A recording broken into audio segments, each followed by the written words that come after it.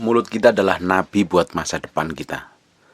Apa yang kita ingin tuai di masa yang akan datang, kita mulai dari hari ini, dari apa yang kita katakan, apa yang kita tabur hari ini. Sebenarnya hidup kita ini adalah hasil dari apa yang pernah kita tabur di masa lalu. Kalau Bapak Ibu ingin diberkati Tuhan, ingin dipakai Tuhan, jaga lidah dan bibirmu. Karena barang siapa menabur angin, dia akan menuai punting beliung. Barang siapa menabur angin, dia akan menuai badai. Kalau ingin tahu kita ini menjadi orang yang bernilai, berbobot dan berkualitas atau tidak, coba dicek apa yang seringkali keluar dari mulut kita. Bapak Ibu ketika menghadapi masalah, Bapak Ibu ketika menghadapi tekanan, himpitan, problem, dianiaya, difitnah, dituduh, diperlakukan buruk, menerima hal yang tidak seperti yang diharapkan, apa reaksi yang keluar dari mulut kita? Apa yang pertama kali keluar dari mulut kita ini, semuanya berasal dari hati kita. Sebab di Matius pasal yang ke-12, ayat yang ke-35, orang yang baik mengeluarkan hal yang baik dari perbendaharaannya yang baik. Kalau orang dari dalamnya itu isinya baik, yang keluar ke mulutnya juga hal yang baik. Karena di dalam hati, semua yang diucapkan orang itu berasal dari hatinya. Hatinya selama ini diisi apa? Bapak Ibu, selama ini yang keluar dari mulut kita itu apa? Kalau yang ingin keluar dari mulut kita itu adalah perkataan berkat, membangkitkan, mengubahkan orang, hal-hal yang ajaib, penyertaan Tuhan, mujizat Tuhan menyertai dalam setiap perkataan dan lidah kita. Jadi yang di dalam dulu yang harus dibersihkan. Karena apa yang keluar dari mulut orang itu keluar dari dalam hatinya. Orang yang baik mengeluarkan hal yang baik dari perbendaharaannya yang baik. Dan orang yang jahat mengeluarkan hal yang jahat dari perbendaharaannya yang jahat. Mudah sekali untuk melihat kita ini sebenarnya hidup di dalam Tuhan atau hidup di dalam kedagingan. Kita ini sepenuhnya dikontrol Roh Kudus atau dikontrol oleh daging kita, atau malah dikuasain setan. Cek saja apa yang keluar dari mulut kita. Kalau ingin melihat orang lain itu baik apa tidak, itu cek saja. Coba dicek selama ini yang paling banyak keluar kata-katanya itu apa. Kalau isinya umpatan, makian, menggerutu, ngomel, kepahitan, ya pasti yang keluar itu adalah hal jelek. Di dalamnya pasti juga jelek. Kalau mau lihat orang itu kepahitan apa tidak, cek saja.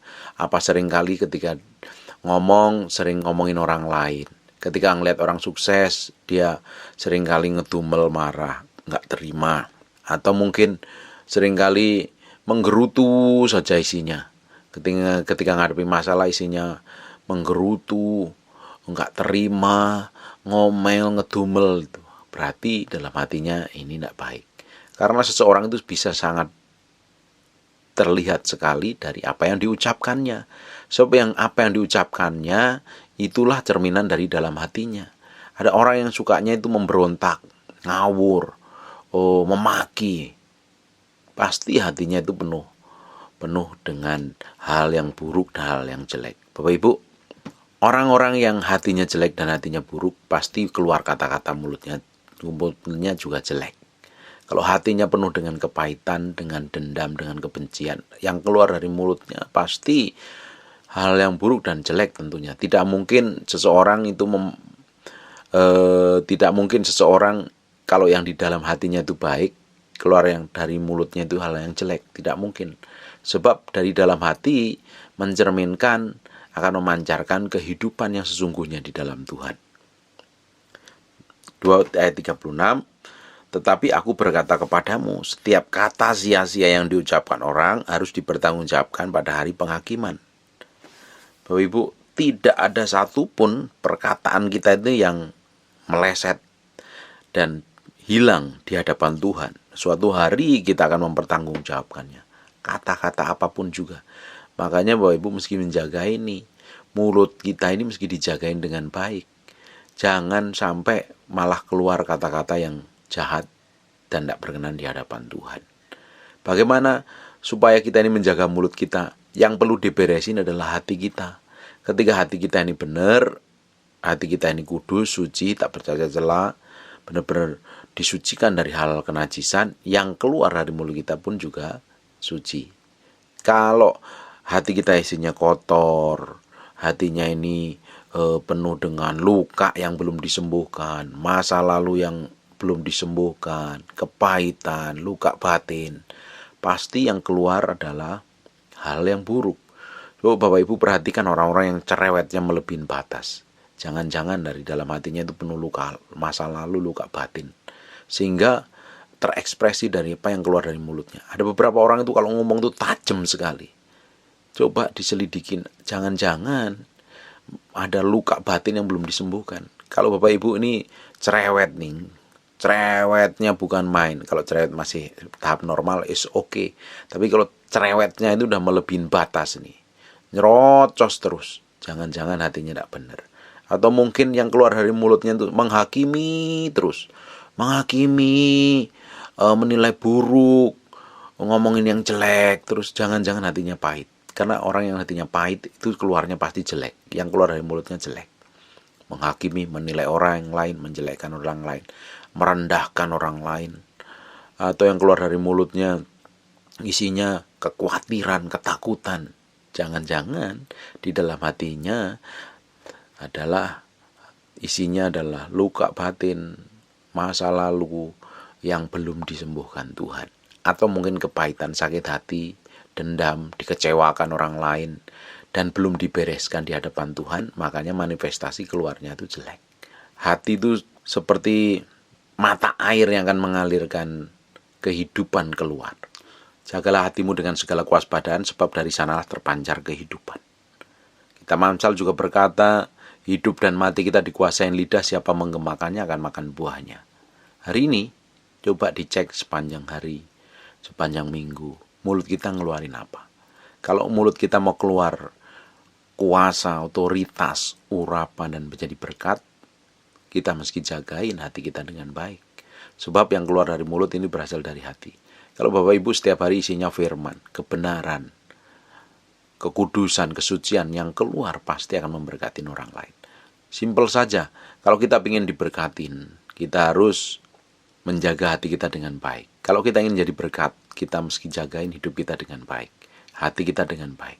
Kalau mulut kita ingin jadi berkat, jagain hatimu dengan baik. Supaya apa? Yang manifestasi keluar dari perkataan lidahmu adalah kebenaran dan firman Tuhan, kesucian dan kekudusan. Tapi kalau yang dalam hatinya kotor, penuh luka, dan hal yang buruk lainnya, pemberontakan, tidak tunduk otoritas, kepahitan, kemiskinan, kemelaratan, isinya yang keluar dari mulutnya ya berbicara tentang hal yang jelek, hal yang kotor tentunya. Nah, kita ini benar-benar harus menjaga lidah bibir kita. Kalau kita bisa menjaga lidah bibir kita, terutama sebenarnya apa yang keluar dari mulut orang kan berasal dari hati. Kalau orang itu bisa menjaga hatinya dengan baik, pasti mulutnya bisa dikendalikan dengan baik.